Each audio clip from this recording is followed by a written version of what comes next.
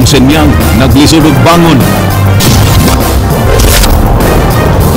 Nag-abot sa ang mga assessment of damage report sa kadaot sa bagyo apan wa gihapon maabot ang hinabang gikan sa nasyonal nga kagamhanan. Mikunhod ang mga biktima sa pagpasalba og armas ug mga pabuto sa pagsugad sa bagong tuig. Apan usa ka bata namatay tungod sa saag nga bala.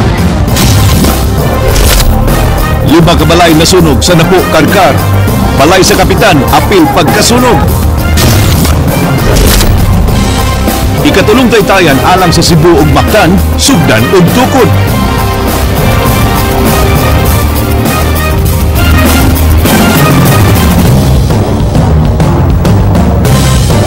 May ngapon Sugbo, Kabisayan, aniya na mga balita uban ang kanitibuk ang pwersa sa News 5 Cebu karong adlaw Biyernes, ikaduhang adlaw sa Enyero tuig 2015. Ako si Glenn Soco. Amo nang ihatod ang mas sayong pagbalita inubanan sa mas komprehensibong impormasyon. Ako si Georgia Herrera. Georgia, mikunhod ang kaso sa firecracker-related incidents ug mga naigo sa stray bullets tibuk Central Visayas. Karong tuiga matud pa sa Department of Health 7. Bisan pa man sa maong kalambuan, Glenn, dunagi usa ka 1-year-old baby boy ang namatay human mapagan sa nagpataka og pabuto dito sa Dumaguete City. Andrea Patanya, Sugin Limi. Nagkadaiyang pabuto, ingon man fireworks nga mihatag og bulok sa kalangitan sa Sugbo pagka alas 12 sa tungang gabi kagahapon, hinungdan nga sama og nahunong ang kalibutan ni ining mga tao samtang nagtan-aw sa maong maanindot nga view dungan sa Siagit sa Kalipay. Bisan pa man sa mga milanog nga pabuto, nagmingaw ang temporaryong Cebu City Medical Center. Apan dinhi sa Vicente Soto Memorial Medical Center, upat ka tawo nga nabuthan gipangda. Usa ni ini si Lan 5 nga taga Compostela, kinsa naputlan sa iyang wang kamot. Sa Lapu-Lapu City District Hospital, 5 ka mga bata ang gida human mapiski og pabuto apan nakagawas ra sab dayon. Matud sa DOH-7, mikunhod og 25.2% ang gidaghanon sa mga nabuthan sa mga firecrackers ug naigo sa saag nga bala atol sa pagsaulog sa Pasko ug bag-ong tuig karong tuiga itandi ni atong miaging tuig. Gikan sa Christmas 2014 hangtod sa New Year 2015, miabot sa 74 ka mga kaso ang natala sa DOH-7. Mas menos kini kung itandi sa 99 ka mga kaso nga natala ni atong Pasko 2013 hangtod bag-ong tuig sa 2014. Mato di Dr. Renan Simafranca, ang pangu sa Regional Epidemiology and Surveillance Unit Conresu 7, posibleng mas daghan na karon ang nasayod sa mga negatibong epekto sa pagpabuto ug posibleng rason sab sa pagkunhod sa mga mamalitay ug pabuto mao ang nasinati karon nga krisis.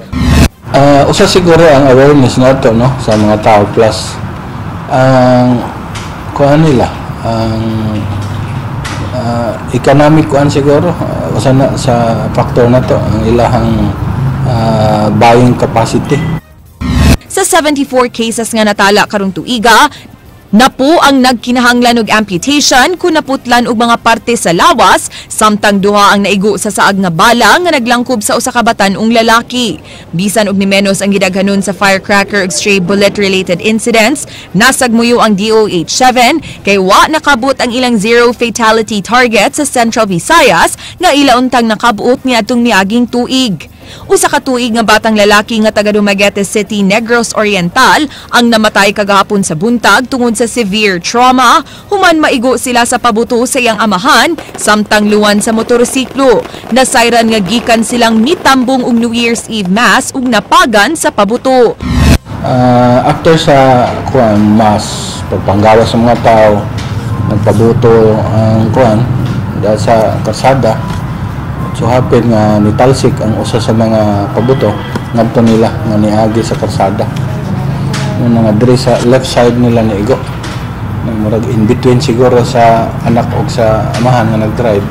Una silang duha na injury nga na inflict. Gikustudiya na karon sa Dumaguete Police ang sad-an sa insidente. Paimangno sa DOH-7 nga kundi man gani malikayan ang pagpabuto, maghinay na lang gyud sa paggamit ni ini ug magpabuto na lang sa mga open spaces aron di makaamong sa uban. Gani silang statistics, 55 to 60% sa mga biktima sa mga pabuto napagan lang ug way direktang partisipasyon sa paggamit og mga pabuto. Ang number one gid siguro na ang disiplina mo sa pagpabuto. Nahugman na og indiscriminate ra gyud nga pagpabuto without kuan ba pagtanaw kung safe ba wa bay posible nga mga mapagan sa ilahang gibuhat. Then mo na sige naman na balik-balik kung pwede ato sa mga open space nga walay mga passers-by nga pwede nga mapagan. Kasagaran sa mga gigamit kapabuto mao ang hotdog, Judas belt, whistle bomb, pop-up, canister, araw, piccolo, quitis, fountain, thunder ug Yolanda. Andrea Patenia, News 5. Gihulagway nga generally peaceful ang pagsugat sa Pasko ug bagong tuig. Wasay nagpabutong pulis atol sa maong mga kasahulugan subay sa pag-inspeksyon sa ilang mga armas nga gitabunan ang baba gamit ang masking tape. King Perez, Sugin Limi. Pagkahuman sa pagsaulog sa bagong tuig, gi-inspeksyon dayon ng mga armas sa kapulisan sa Dakbayan sa Sugbo. Nasayran nga pipila ka adlaw sa wa pa ang Pasko, gipang tabunan ng baba sa mga armas gamit ang masking tape o gipirmahan. Isip pagsigurong dili makapabuto ang mga pulis silang mga armas, gawas kung aduna kini kalambigitan silang trabaho. Ug subay sa inspeksyon kaganina, nasuta nga why pulis nga nakapabuto sa ilang mga armas. Matud sa OIC sa Cebu City Police Office, nagpamatuod kini nga way natalang stray bullet incident sud sa Dakbayan sa Sugbo. I held the commanders responsible. Besides, I think our policemen have they are mature enough. Wa pasay nahibawan si PRO7 Regional Director Tom Banyas nga impormasyon kabahin sa pulis nga nakahimog kalapasan sa muzzle taping sa mga armas sud sa Rehiyon 7. Generally, it was very peaceful, especially sa efforts ng ating mga kapulisan to go around and confiscate illegal fireworks. Subay sa 7 AM updated monitoring sa Police Regional Office 7, dunay natala nga 14 ka mga kalapasan sa regulasyon sa pagpamaligya o paghimo sa mga pabuto ug pyrotechnics, samtang usa lang ka insidente sa stray bullet. King Perez, News 5. Padayon nga naglisod ang mga taga-Ronda ug Dumanhog upat ka adlaw human sa bagyong Senyang. Naglisod ang lokal nga kagamhanan sa pagpaayo dayon sa nagubang water system kay serado ang mga tindahan tungod sa holidays. Leslie Caminade Vistil, Sugin Limi. Ingon niini gihapon ang sitwasyon dinhi sa sitio Kamalig, Barangay Tapon, lungsod sa Dumanhog, human gibanlas ang ilang panimay sa kusog nga tubig. Ang sitio Kamalig mo'y labing grabe nga naapektuhan sa mong lungsod. Kini na lang nagtapok nga kahoy mo'y nahibilin sa panimay ni Bonifacio Nimel. Napagaw siya tungod kay sukad sa bagyong Senyang, wa siya kinatulgan human sa hitabo. Tinuod, minus kayo. Dapat mo 2 kilong bugas do pag sarinas. Kahapon, nakuha ko man to. Tubig ni wala. Ganina kaya taga mari. Blue water. Nakakapayong mo sa kagalon. Mato ni Dumanhog Executive Assistant Salvador Sarominas, nagplano ang mayor nga mohatag og financial ug construction materials ngadto sa mga nagub-an og panimay. Tungod kay ang kuryente magud mo may importante kay ang amorong well dire depende sa kuryente. But the devastation of electric lines was so severe, unlike the other typhoon na karong niaporting yung grabe niya ang mga linya na to ang uban na sa tubig, which we cannot really immediately rehabilitate and reconnect kasi bakug madisgrasya kay water is. Kining usa ka langyaw naghatod siyang hinabang ngadto sa Taga-Ronda. Dala niya ang mga sinakong bugas, tubig ug groceries. Friends in Langin here in Ronda text me yesterday that there's a big area damaged, houses are gone, flooded, people lost everything and they are in need of almost everything, water, food. So I just thought, okay, get some rice, get some water, get some other groceries and some blankets and get it here. Mga residente sa Barangay Kanduli nga naglinya, makasagob lang niining puso nga gipanag-iya ni Rodrigo Bukutot.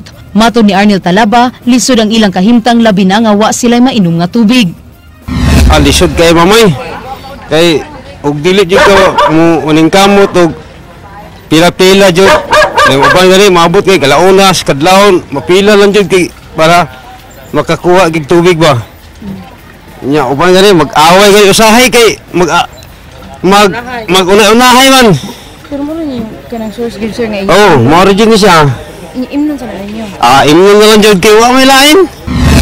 Samtang kining mga nagtapo ka mga sinakong hinabang pasiuna nga hinabang gikan sa lalawigan sa Sugbo. Mato ni Mayor Mariano Blanco, gibanla sa tubig gikan sa kasapaan ug kabukiran ang mga tubo sa ilang water system. Karong adlaw, mangabot ang ayuda gikan sa lungsod sa Barili, Aluginsan, Malabuyok ug Dakbayan sa Naga. Mauning kuan ang atong fire truck with the support sa Municipality of Naga, with the support of ang atong tubig to anad sa mayor sa Moalboal, suporta po sila in terms of water. Financial assistance gitunol sa lungsod ngadto sa pamilyang namatyan sa bagyong Sinyang. Confident lagi kay sila nga di maano nilang balay. Pero on our end, we have informed. On their end, ang ako lang is I cannot blame. No, di ko mohandos nga mo blame ko nila. And I hope also I have done my part. No? Ang amo lang is mag-usami tanan. Ha? Kaya importante among ibangon ang ronda. Tungod sa mga holiday karon pang Lunes makasugod og pagpaayo sa naguba nga mga waterline tungod kay sirado pa ang mga tindahan. Gibana-bana nga mokabat ngadto na sa 200 million pesos ang damage nga nahimo sa Sinyang sa lungsod sa Ronda. Leslie Caminadi Vistil, News 5. Gipahibaw sa Department of Health Region 7 nga nagpadana sila og mga water disinfectants sama sa aqua tabs ug medical supplies sa mga lungsod sa habagatang Sugbo nga naapektuhan sa bagyong Senyang. Diretso ang maong supplies ngadto sa mga health centers sa local government units nga mauna-unyay moapod-apod niini ngadto sa mga biktima base sa ilang mga panginahanglan. Matod sa DOH 7, naglisod gyud pagbiyahe ang ilang mga sakop padung sa mga apektadong lugar sa habagatang Sugbo tungod sa mga dalan og taytayan nga naapektuhan sab sa katalagman. Padayon sab ang ilang monitoring sa mga food and waterborne diseases nga posibleng mukatap sa maong mga dapit tungod sa grabeng pagbaha.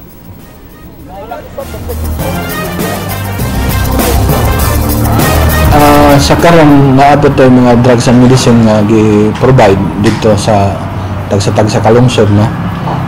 We hope nga nakaabot na gyud dito nila kay at first naglisod ta sa pagtransport sa mga ato ang supplies kay tungod sa ang access na to dito kay kalsada lisod, pero basin karon time naabot na kay accessible naman ang mga areas affected.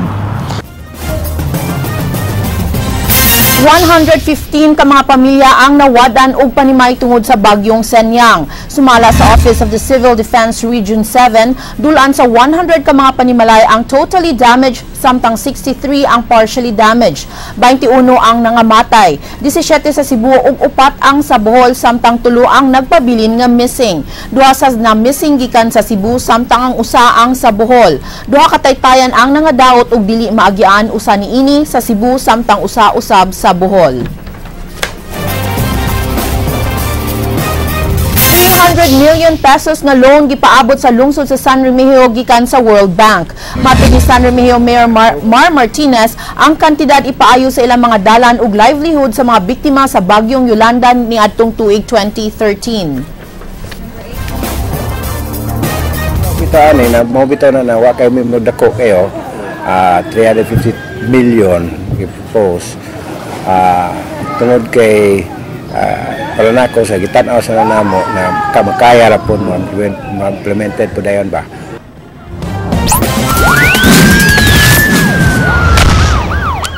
Padayon gihapon gipangita ang mga sospek sa kamatayon ni PO1 James Ryan Bazar. Ang pulis nga gikatahong gitulis o gipatayon niadtong Disyembre 23 didto sa lungsod sa Trinidad, Bohol. Sa kasayuran sa pangu sa kapulisan sa rehiyon, padayon pa ang gihimong operasyon sa Bohol pulis sa pagpangita sa sospek. Doon na nahinuoy sila lead bahin sa mga mamumuno.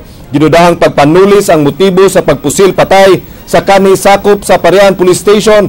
Human gipanguha ang ilang mga pitaka niini ug sa iyang uyab nga babaeng pulis sab kinsa naluwas sa maong hitabo.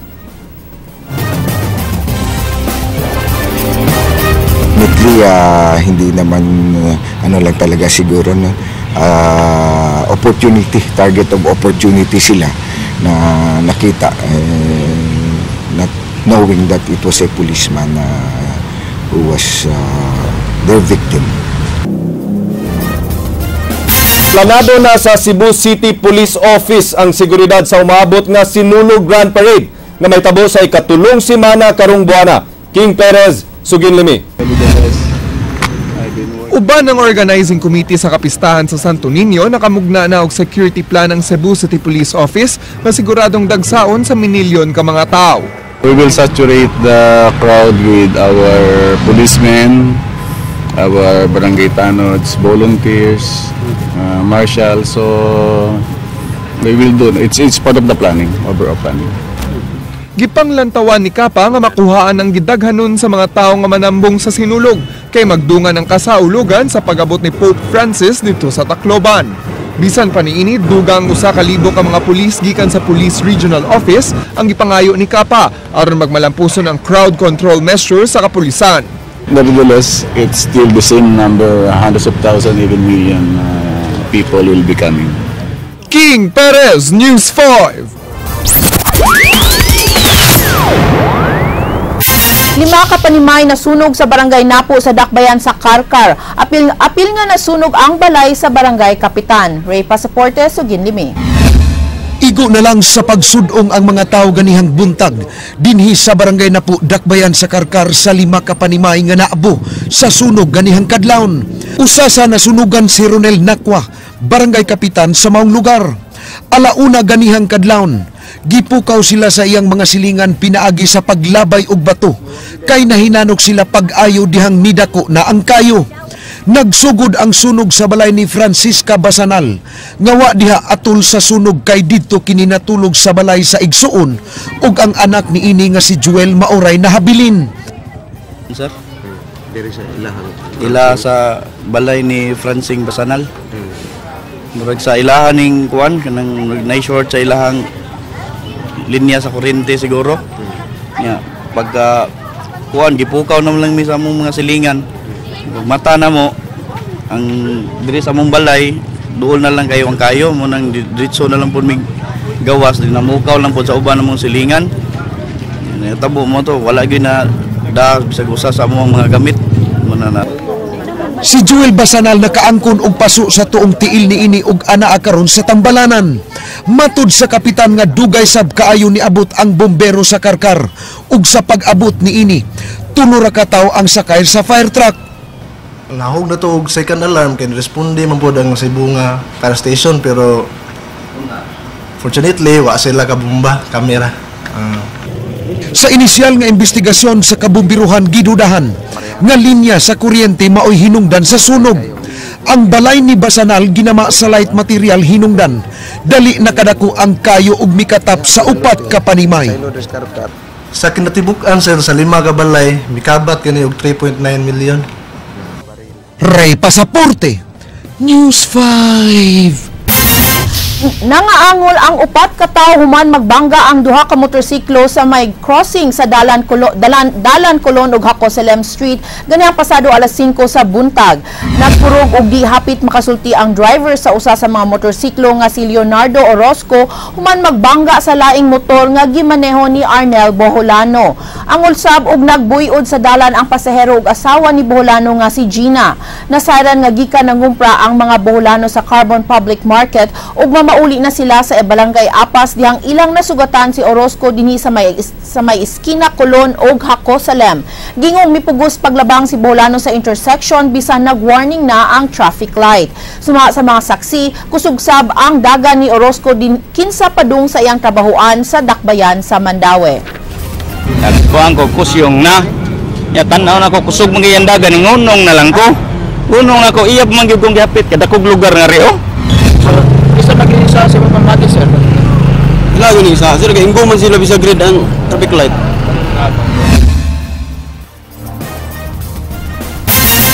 Makasinati og 8 ka oras nga hinay o walay agas ang pipila ka mga dapit sa northern part of Metro Cebu nga giserbisyuhan sa Metropolitan Cebu Water District kay duna sila ipahigayong interconnection works nga kabahin sa ilang expansion project nga may usa sa mga hinungdan nga mipasaka sila og presyo sugod kagahapon. Andrea Patenya, Sugin Limi.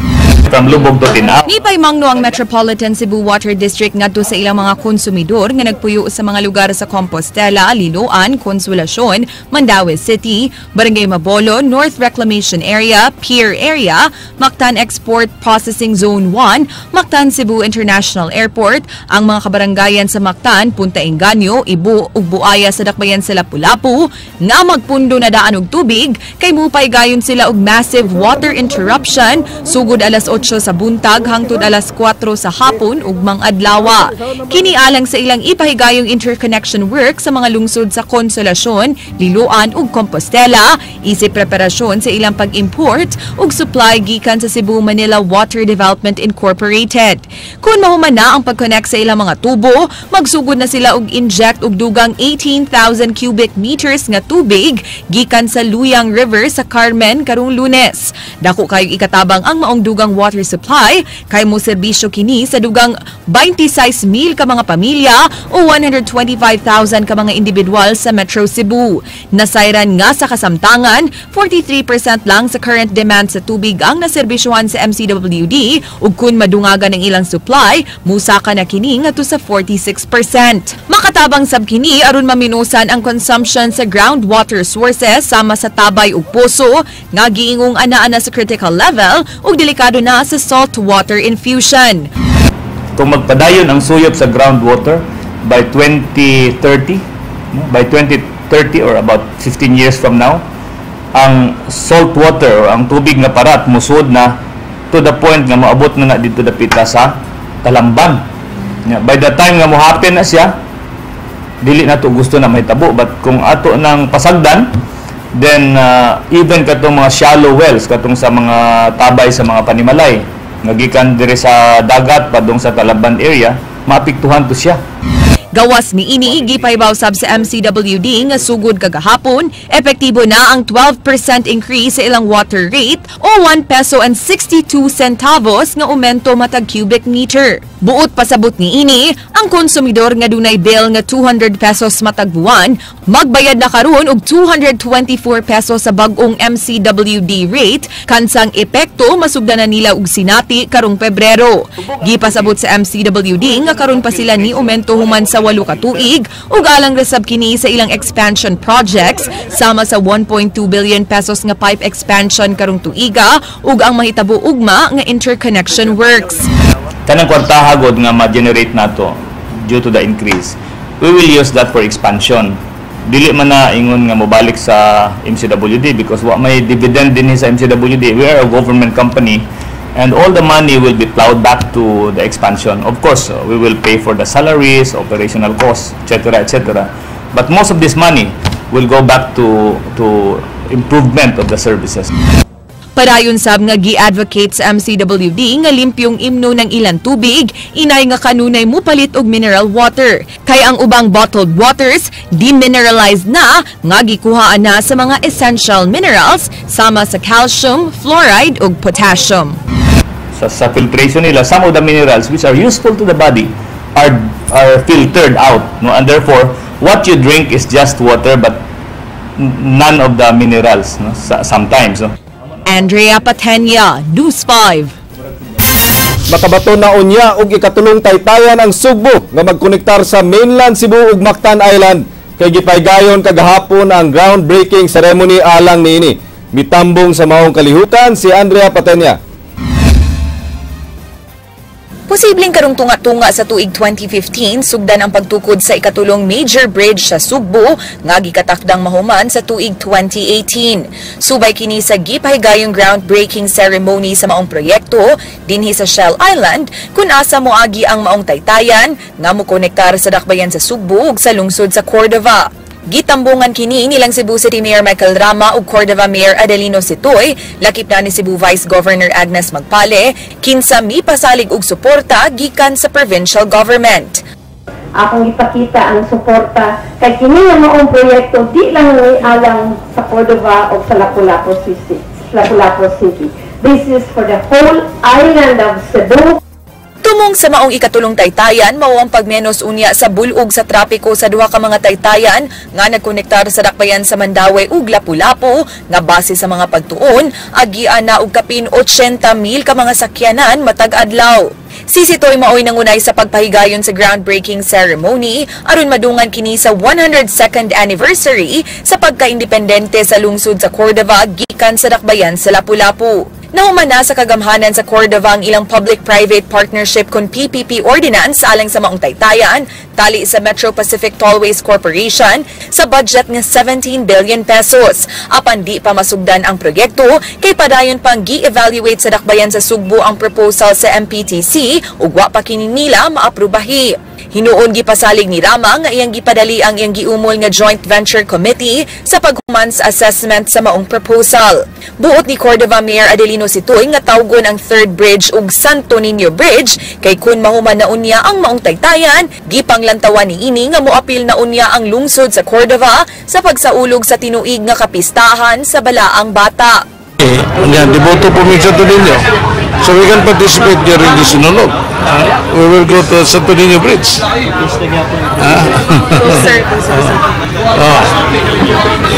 At nag-dedication ang Senyor Santo Niño. Buot ni Rama nga itukod ang approach sa maong taytayan sa Maydan si Padilla sa Barangay Dulhu Fatima, diin moagi kini ibabaw sa Guadalupe River nga plano niyang ipa-rehabilitate. Mipasidaan si Rama nga ang pagtukod sa third bridge mo resulta sa relocation sa mga informal settlers sa coastal barangay sa Dakbayan nga buot niyang ipabalhin sa mga relocation sites sa Barangay Budlaan ug Barangay Guba. It should have been relocating all those informal settlers occupying the Trinity Richmond, because I have envisioned in 1995 to rehabilitate the Guadalupe River and convert the Guadalupe River, even before I went to Korea, into a walkway below with some civil design and then a bicycle lane at the same time.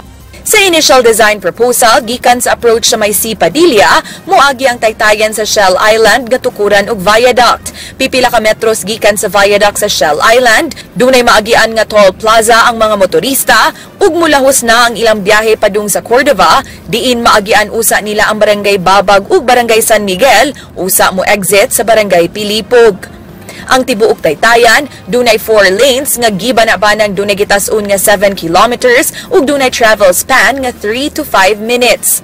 Plano ni Sitoy nga magtukod og coastal road sa Cordova aron di ma-concentrate ang traffic sa mga gagmayng daan sa ilang lungsod. Ubos sa proposal sa MPTC, ang kuno nila ang maong taytayan sud sa 35 ka tuig, diin maningil kini og toll fee nga 55 pesos alang sa mga sakyanan ug jeep, samtang times 2 ang presyo sa mga bus ug truck. Gawas sa third bridge, gipahibaw nila ni Sitoy ug Rama nga gidusot na sab nila karon ang taytayan nga mukonektar sa Cebu ug Getafe Bohol, lakip na ang Santander Cebu padung sa Negros Oriental. Malaumon sila si Cebu City Mayor Michael Rama ug Cordova Mayor Adelino Sitoy nga kung mahuman na kining gipropose nga taytayan dinhi sa lalawigan sa Sugbo, di lang ang problema sa trapiko maoy masulbad kundi mas daghang investments ang ibubu sa dakbayan sa Sugbo lakip na sa lungsod sa Cordova. Andrea Patenia, News 5. Suportado sa gobernador ang umaabot nga pagtukod sa ikatulong taytayan nga magsumpay sa Cordova ug Cebu City. Kay alang sa gobernador, makatabang kini sa pagtubag sa problema sa trapiko sa Metro Cebu. Wasab siya nakita ang problema nga magbayad og toll fee nga 55 pesos ang mga mangagi sa taytayan kay usa ka pribadong proyekto kini pinaagi sa Metro Pacific Tollways Corporation nga mubuo og budget nga 17 billion pesos alang sa maong taytayan.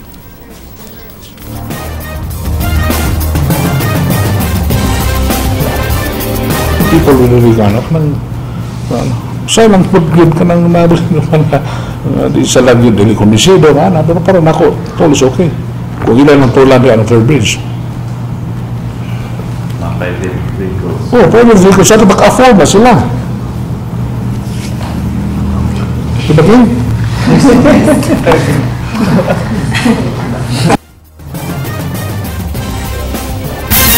Gidinay sa Court of Appeals ang gipangayo nga pagpugong sa ombudsman sa pagsuspenso sa mga opisyal sa lungsod sa Aluginsan. Ang mayor, bisi-mayor ug mga kauban gimando sa ombudsman nga isuspenso og 6 ka buwan. Wa gitanyag sa 18th Division sa Court of Appeals ang ilang gipangayo nga temporary restraining order ug writ of preliminary injunction batok sa hukom sa Office of the Ombudsman. Sila giimbestigar sa ombudsman gumikan sa pagpamaagi sa pagdispose sa gubawon nga dump trucks nga gipanag-iya sa lungsod sa Haluginsan.